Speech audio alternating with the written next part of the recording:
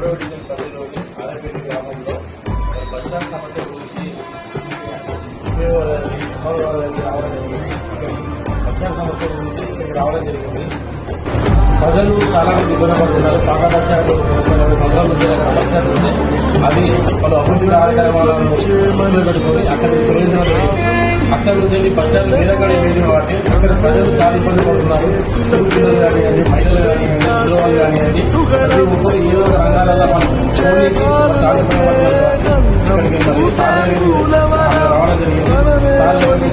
ఉన్న అధికారులకు మా గ్రామం తరఫున మేము ఒకటి రిప్రజెంటేటివ్ కూడా మేము ఇచ్చాము.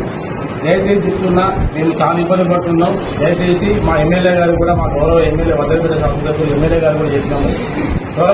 త్వరగా రిక్వెస్ట్ అయినా కూడా ప్రస్తుతానికి అక్కడ ఏర్పాటు చేసి దాని తర్వాత పూర్తి నిర్మాణంగా ఉన్న ఒక బస్టాండ్ కూడా మాకు చేయాలని చెప్పని మేము గౌరవ ఎమ్మెల్యే గారు చెప్పడం జరిగింది.